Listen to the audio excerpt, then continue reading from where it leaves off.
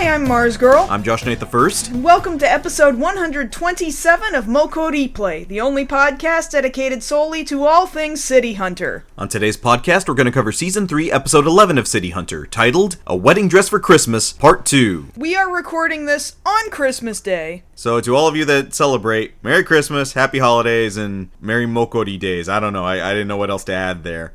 Are we car salesmen now? Well, we're not saying Happy Honda Days, but I mean... Now you just did. Well, we don't know if they celebrate Honda Days or Truck Month or Toyota-thon or whatever else is out there. And this show features a lot of cars. There's a lot of good car sequences in this episode, honestly. There are, yeah. Yeah. Nothing too special going on otherwise. I guess we may as well just talk about the show and Christmas. Yes. I think it's more fitting that we actually got to a Christmas episode on Christmas. Yeah. I don't know when you plan on actually wrapping I will get this out as soon as possible. Okay, so everybody else... I've got that kind of time. Okay, cool. So to recap from last week, we have these two warring families, the Uminos and the Yamaokas, and they both hate each other. They're both in the shipping industry.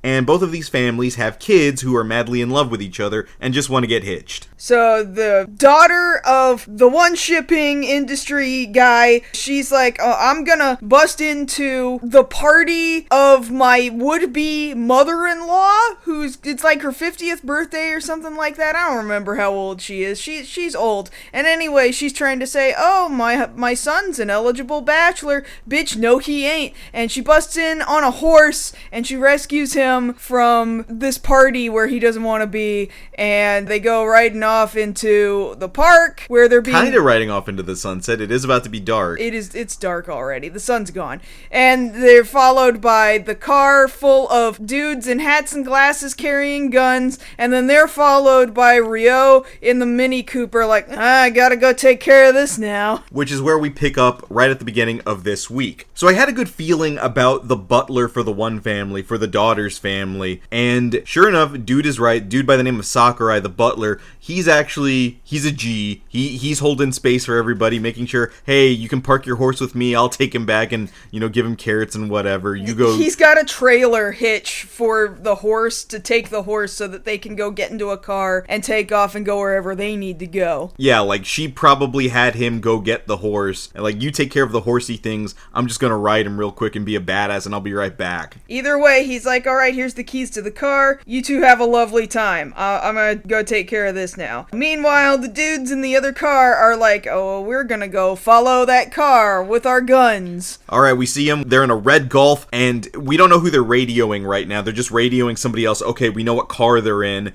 Give chase. And right when they give these orders, dude who's making that order on the walkie-talkie gets a barrel of a gun to his head, and that's Rio. That's Rio, who's been watching this the whole time. And mind you, remember from last episode, Rio has been identified as the quote-unquote official fiancé to this lady because the dad so does not want these two kids getting married to each other so bad. So he just assigns, like, literally the first person he sees. But also the fact that Rio's a perv like he is, and that's all kinds of problematic. But Rio, clearly, by this point, has given up on that idea, no matter how much he, would pretend and play into it. Like, yeah, I'm totally here, and I'm gonna break these two up. No, he is not doing that anymore. He is officially no longer about that shit. No, he is on Team Tsubaki and Kazuhiko. He is on their side. So he's trying to prevent the dudes in the hats and the glasses with the guns from being able to pursue them. Yeah, these Nerima Daikon-looking mofos. Yeah. And he's like, hey, why don't you step into my office? And the dude with the walkie-talkie is like, oh, you think we got time to step into your office?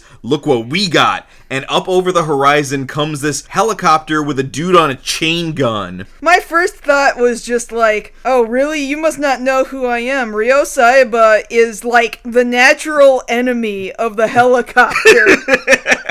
Which we need to officially make that his thing. Ryo Saiba, City Hunter, semicolon, the natural enemy of the helicopter. It's accurate. It is fully accurate. Every time he sees a helicopter, that helicopter doesn't come back. No, except this one time, for a second. For a second, the helicopter has a brief advantage because the helicopter's like, I'm gonna come in here and I'm gonna shoot at you. And then the car manages to get away and Ryo's like, damn it, I've been pulled in these two different directions. Right, because he had a choice. He could either shoot at the helicopter or get hit by the car as it was leaving with all the guys in the hats and glasses in it. And so he has to duck out of the way, and so he can't shoot at either one, so now he's got to give chase in the Mini. So back to the shot of the couple driving away in their red two-door Golf. Which they very specifically note that's what it is. So Volkswagen's getting a lot of press in these most recent episodes. Sure seems that way. So they're driving down the highway, and the fiance guy is like, what are we gonna do now? We're on the run now. Where are we gonna go? And the lady's like, well, I've already got a plan. I'm driving us to Yokohama, and we're gonna get on a boat, and we're gonna take a boat all the way to Switzerland. To Switzerland. I'm like, excuse me? You're gonna take a boat now, from Yokohama, Japan to Switzerland? Now, to be fair, I get Tsubaki's train of thought here. I know people in Switzerland. I've been there. It's a nice place. This is quoting her. Yeah, this is quoting her. We're going to go hide in that Great Valley, just like that movie that just came out about the dinosaurs. We're going to do that.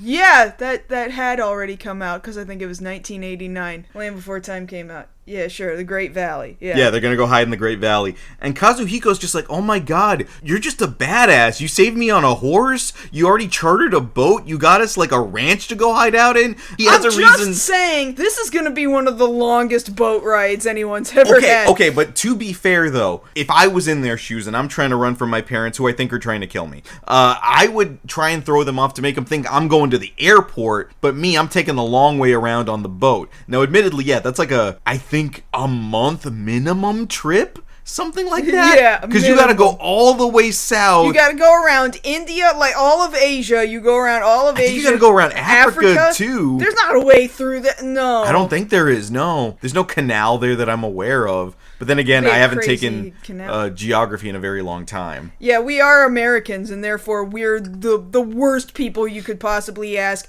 We acknowledge Americans are fucking geographically stupid. Just the worst. We're the worst. So, like, we're out here saying, oh, it's gonna take about a month to get all the way around Africa, and somebody's gonna be listening like, these dumb motherfuckers. I mean, hey, look, to be fair, I have a problem just getting to Anaheim, alright? I'm trying here. Right. Now, the unfortunate thing is, as Tsubaki and Kazuhiko are out here trying to plan their new life together, they are being followed from a decent distance by the helicopter with the chain gun. Now, they never saw the helicopter. No, so they didn't see the helicopter. They don't know that They don't know it's there, but it's just like any police chase you see on TV. As long as the chopper has you, there is no point in running. Right. So they get down to the docks, and when they're about to, like, see, oh, look, there's our boat, the chopper just opens fire and just rips that car to shreds. Like, not only are they trying to prevent this wedding, like, they're just straight up trying to murder the both of them, because, like, what the fuck? This seems kind of extreme. I thought you just didn't want us to get married, and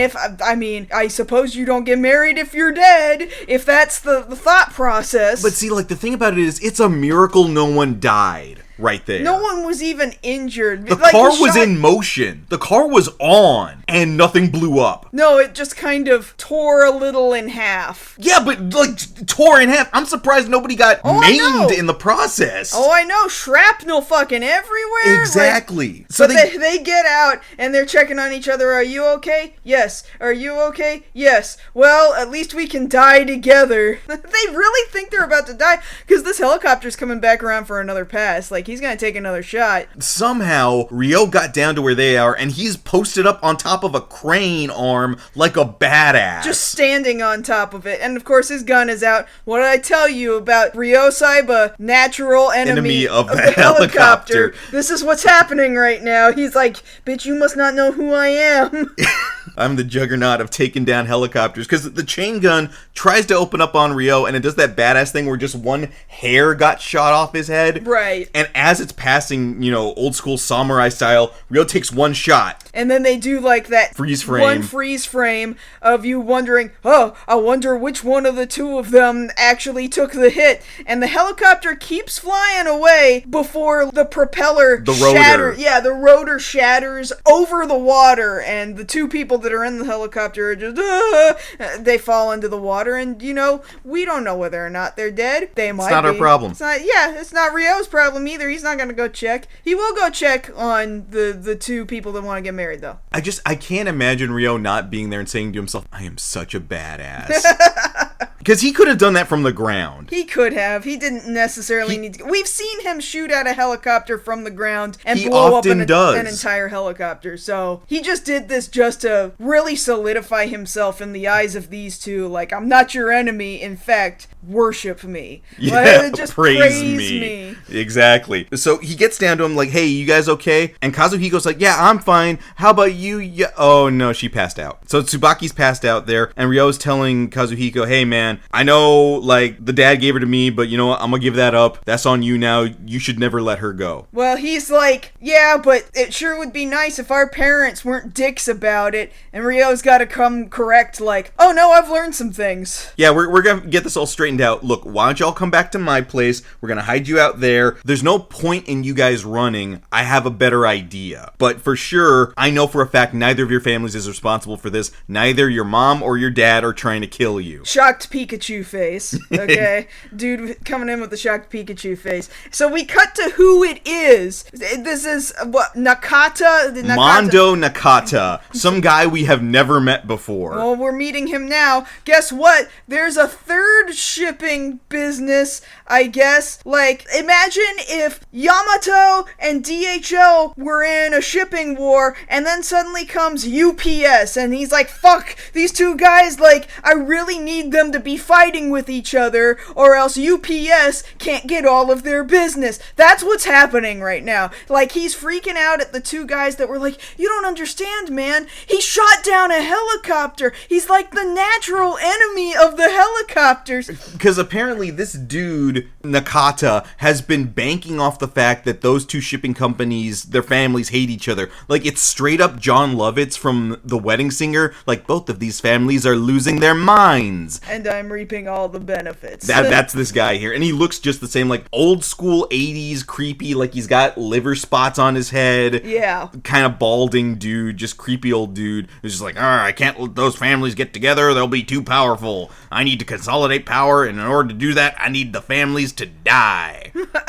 So he keeps trying to send out the guys with the hats and the sunglasses. And the guys with the hats and the sunglasses are like, you don't understand, this bodyguard, he's something else. This guy doesn't care. He's gonna keep sending them out anyway. So we mentioned earlier the butler Sakurai, he's a G, right? Uh-huh. Ryo realizes, seeing, oh, he took the horse and took care of everything and made sure the car was ready. Dude's a G. I'm gonna go fill him in on what's going on. So he goes over to that mansion, tells Sakurai, hey man, just so you know, no need to worry. I've got the kids right now. I'm gonna take care of them. I just need a little bit of information from you. Can you tell me what happened 25 years ago? And he's like, sure, let me do it off screen real fast. Because we're gonna have this big reveal later. So back over at Ryo and Cowdy's apartment, it's like 2 days before Christmas at this point. Right. They're putting up the Christmas tree, there's decorations, there's some cheerful music playing, you know, it's great. And you know, Tsubaki and Kazuhiko are looking real cute together, decorating this tree that's not even theirs. And Cowdy's looking at them all lovingly and being like, man, I wish I was in a life or death love experience like you guys were just now. And mind you, Tsubaki is asking, what are you talking about? Aren't you in one right now? What do you mean? But, like, we had to stop the episode, like, wait a minute, Cowdy, what are you saying? I wish I was in a life or death love experience. It's been 3 years, Cowdy. How many of those have you been in? How many do you need? Like come on. What is the point where you're like, you know what, I'm satisfied now?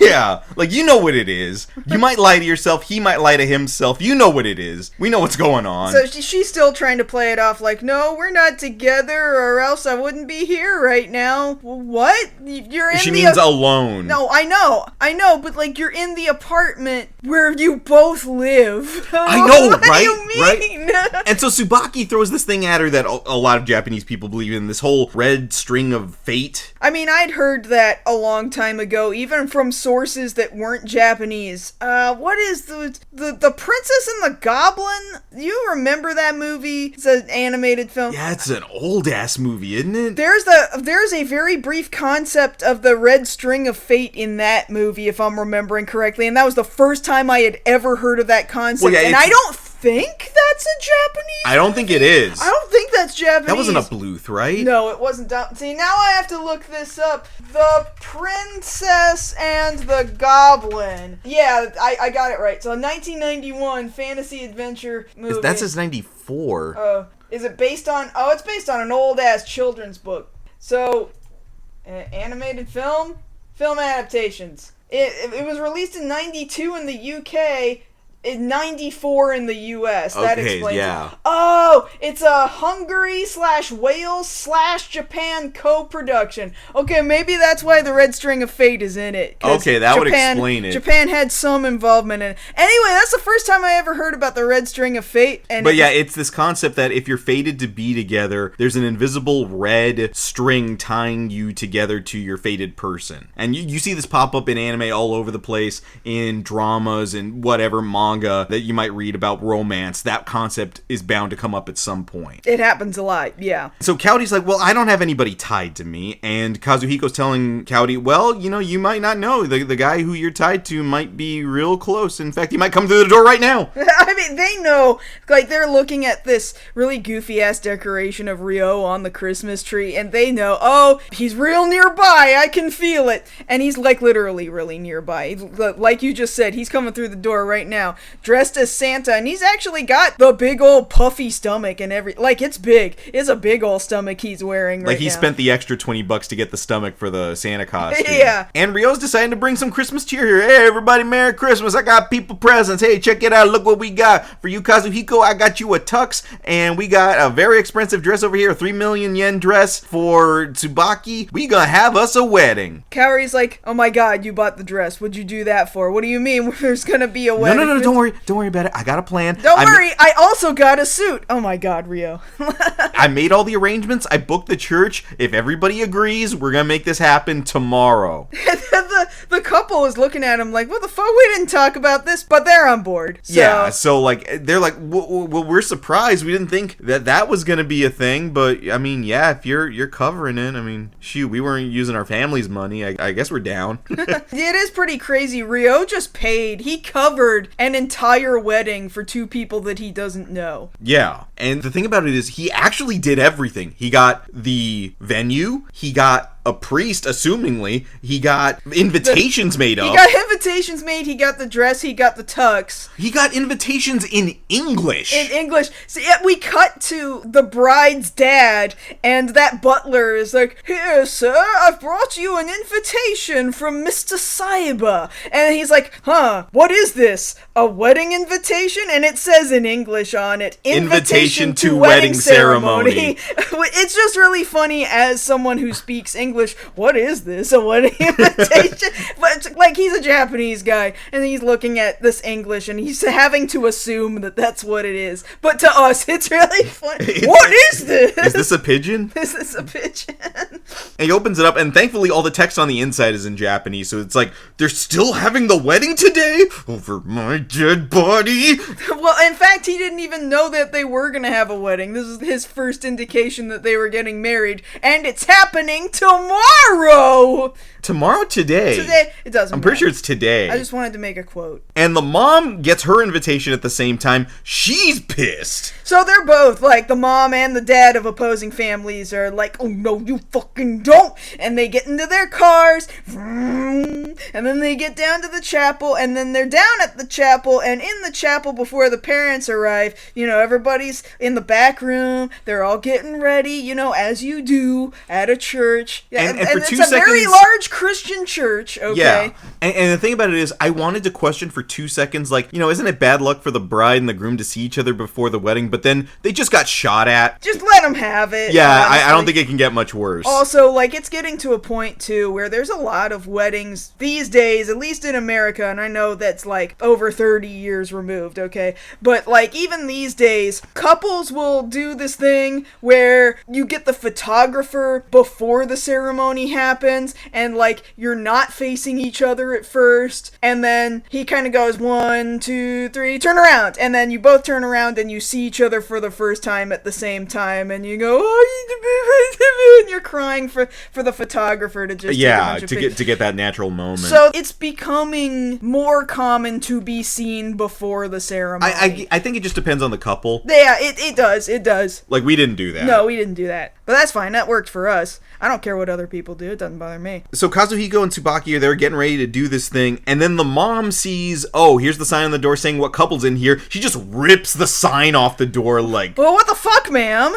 and busts in there like, I am here to stop this. I do not consent. And the son's like, well, fuck you. Yeah, like, we're doing this. Nothing you can do about it. We're adults here. We can do this. And seeing as we're adults, why don't you act like an adult and tell us what you have against the family? Because you haven't said anything this whole time. You're just mad. Why are you so mad? Rio's like, yeah, bitch, why don't you tell him? Why don't you tell him what happened? And she's like, alright, fine. I'll tell you. Actually, 25 years ago, little girl that I hate, your father and I were actually supposed to be married first. We thought we were in love with each other, and we were having our own wedding ceremony. Like, it was our wedding day. Traditional Japanese ceremony. They're supposed to be doing the sacramental sake or whatever. Yeah. They're pouring that. And she's like, and can you believe this son of a bitch? While we're here at our own wedding, here he is, ogling one of the priestesses at the wedding service, and you see this animation of him, like, chuckling to himself as he's looking at this priestess.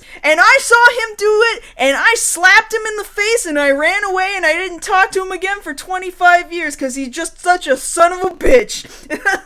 That's what it was, really? And by this point, the dad has shown up, and he's in the hallway, doors wide open, so he hears her telling this story to everybody, and so now he's got to bust in there like, hey, wait, it wasn't even like that, I actually was just thinking about us and what we were gonna do later, and I couldn't help but smile, and I happened to just be looking off in the direction that the priestess was facing, and we didn't even talk about this shit. It wasn't even like that. I was thinking about you, baby. And so, like, you figure, maybe you should have had a conversation about that. Did you not try to tell her 25 years ago? You just let her run? Or she ran so hard that there was no way he was ever going to, like, she didn't even give him a chance. She cut off all lines of communication. Then they just hated each other for 25 years for no fucking reason. Now they're trying to come reason with each other like, oh my god, it was a misunderstanding. What have we been doing for the last 25 years? Fucking shit up, apparently. Like, we didn't get a chance to do anything. Let our kids do it. What if the two of them now reconcile? Would that be weird? Would that be kind of weird? It'd be a little weird. Like, I mean, it's already weird enough. We didn't get to bone, so let our kids bone. Like, that's already weird enough. Yeah, it's a strange situation. So let's just leave it at, let the kids be happy. How about that? So now the kids are happy, but the problem is, there's still a whole other problem. I'm glad we got the family situation straightened out, right? Right. Now the kids are allowed to get married, but there's still somebody trying to murder the children.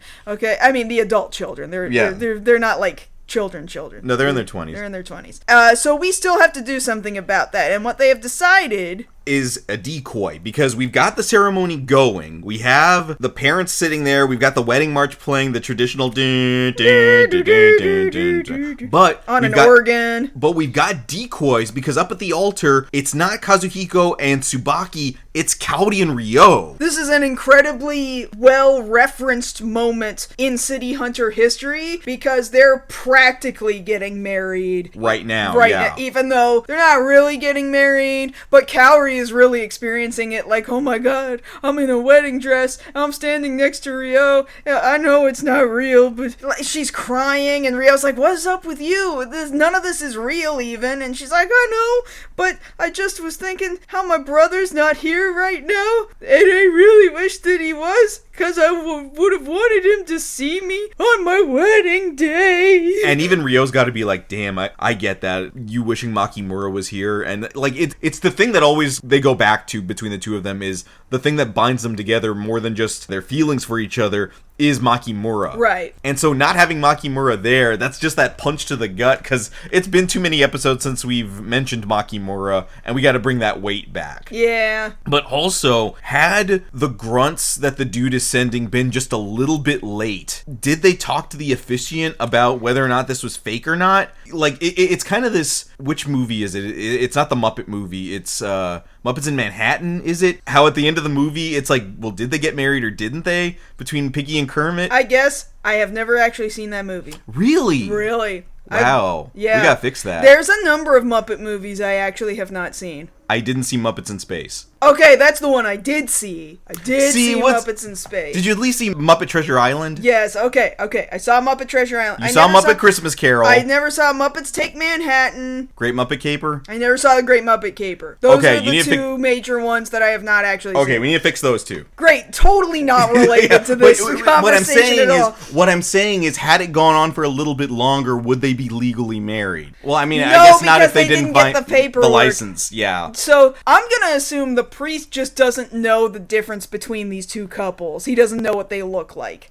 Probably not. And he's just going with it. Well, it's not a legally binding It's not thing. Okay, fair enough. At the same time, I get where Cowdy's coming from of, up to this point, it's real to me. Yeah. But then the grunts do come in because they're like, we saw the wedding invitations.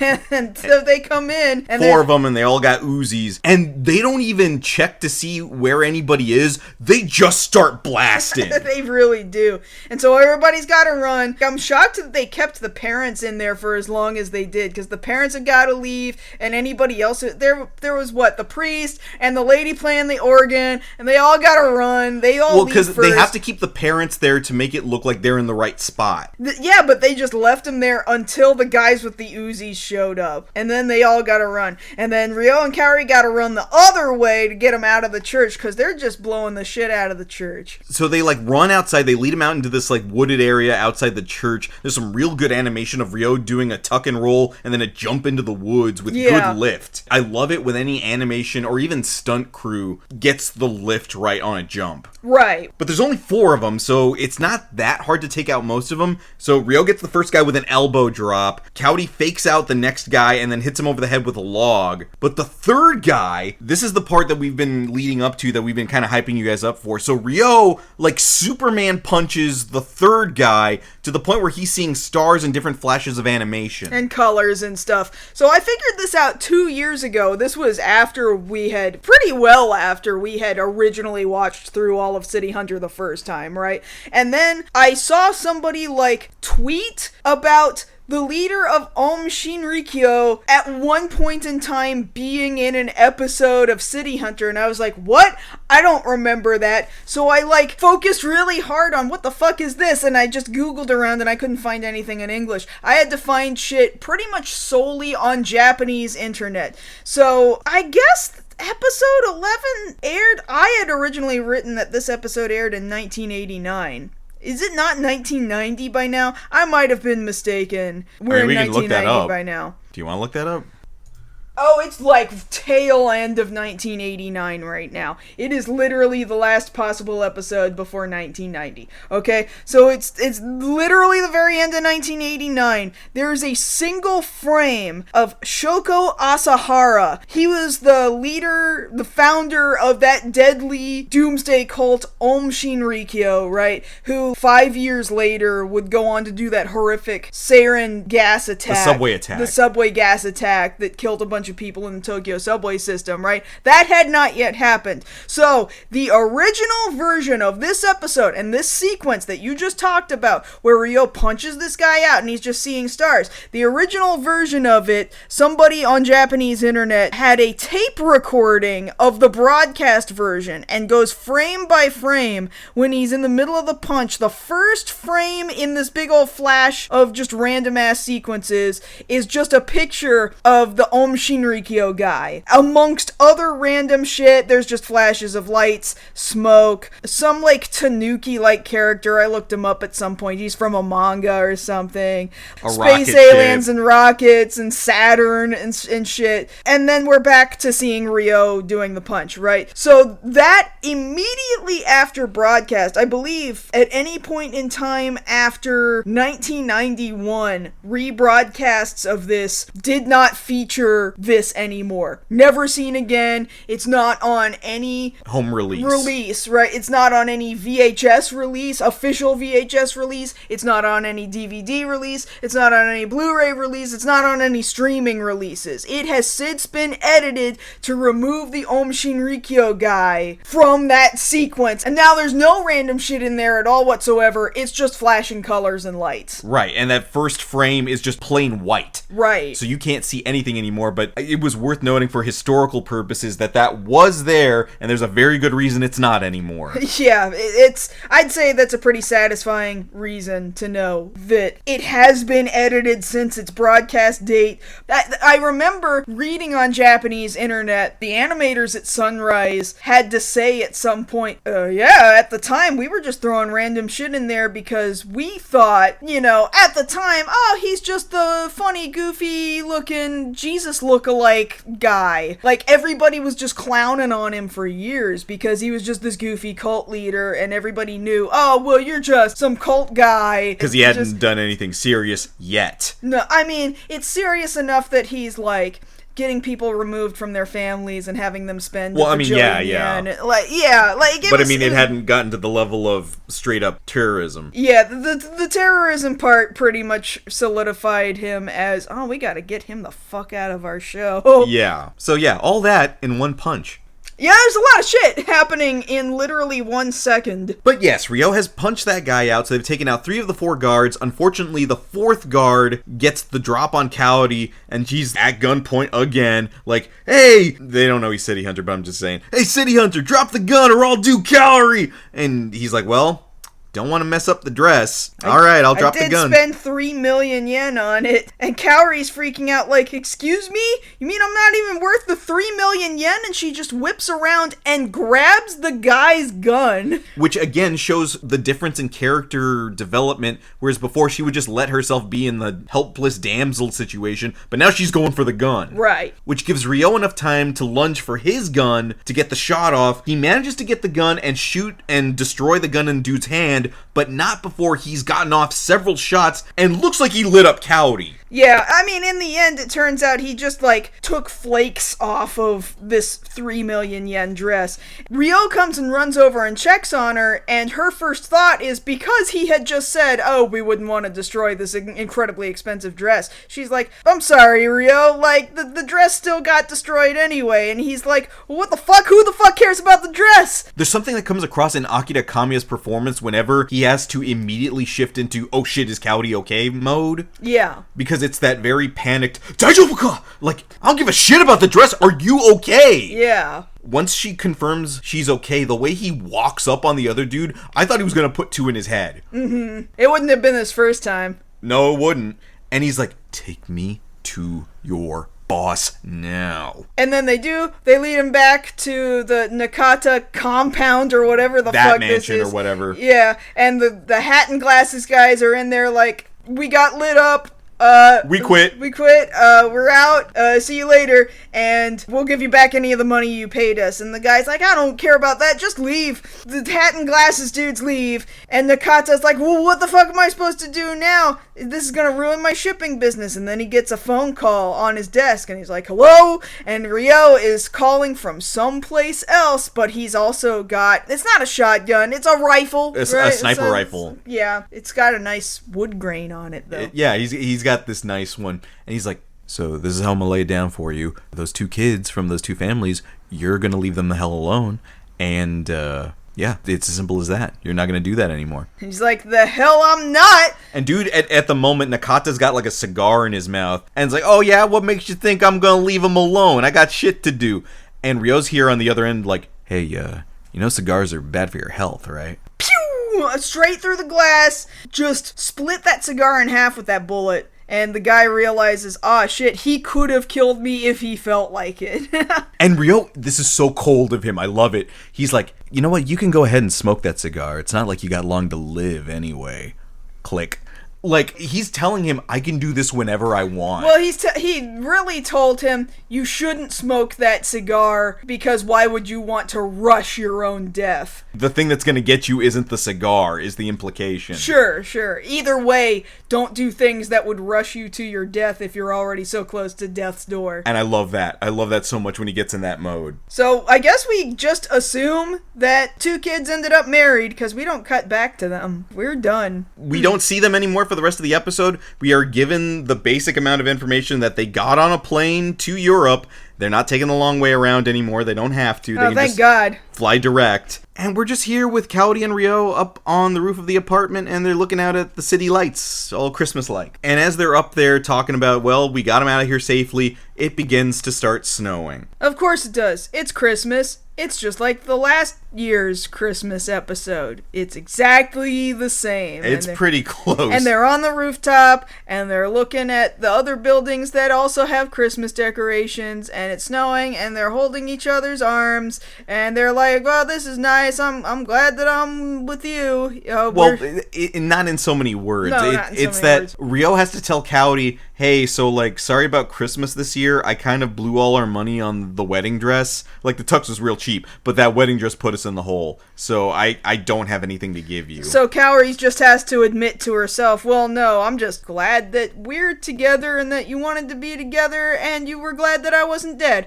So that was pretty good. And she kind of, like, locks arms with him and puts her head on his shoulder, and that's where it ends. Come the fuck on, guys. Just wake up. What is this? What are we is doing it? right what now? What is this? What do you think this is? We're just not going to admit what is obviously clearly happening? Why are we playing anymore? Why Exactly. are we playing? Why are we extending this out for a whole nother season? Because the manga never committed, so... Look, somebody commit. We have Hojo has a problem with commitment here. Well, he's committed to the bit, but not to the solidification of their union. He had to... The only place he did commit was in a side project that technically doesn't count as canon, and even then, he had to kill one of them because he couldn't let them be together. So stupid. It is real dumb.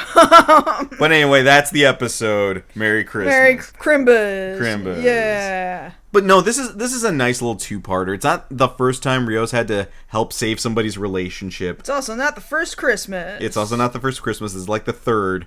I think. Fourth? No, it hasn't been 4 yet. It hasn't been 4 years. Well, because the first season went on for so long. I don't know, Josh. We probably should have looked that up ahead of time. But no, this is a nice little episode. I like the commitment to the fact that once Rio sees that Tsubaki, because remember in the first episode he's questioning, are you really committed to this relationship, to saving this relationship? She showed him, oh no, I'm gonna ride that horse. And he's like, you know what? Don't you wish all women could be that committed? So ride or die, you literally mean ride a horse. Literal rider. Into Well, no, battle she's for you. literally ride or die. Yeah. She rode the horse and she was ready to die. Yeah. Wow. Don't you wish you had a bitch like that? People listening out there on the... Don't you wish that was you right now? Can you ride a horse? I have ridden a horse. Then we're already getting closer. We're pretty close. We're pretty close. There's horses out here. They have to have them for like movies and stuff. I'm sure you can rent one somewhere. I took one picture. My parents put me on a horse. It was, I think I've told you the story before, that when I was like 4 years old, there was a dude walking through my neighborhood with a horse. Oh, you did going tell me door about to door and being like, hey, want to ride this horse? You want to take a picture on this horse? $10, which is pretty expensive at the time. That's a really random thing to I know. go door to door with. And they did it. That was in San Antonio? That was in San Antonio, yeah. Not too far from where my grandparents lived. Uh-huh. And yeah, they just have this picture, and I remember that day, and I remember thinking, I want to ride this horse. I don't want to ride this horse. But I can't tell them that. I'm like 4. I don't have a problem with horses. I just wouldn't ever be a horse girl. I was never a horse girl. I never liked the smell. Well, so horses do smell pretty bad. Yeah. Yeah. It's just what happens when you take care of an animal that is significantly larger than you. Yeah. And I do believe he may have left a present on the lawn when he left. If I'm not mistaken. Funny. Yeah. Yeah. In retrospect. Good humor.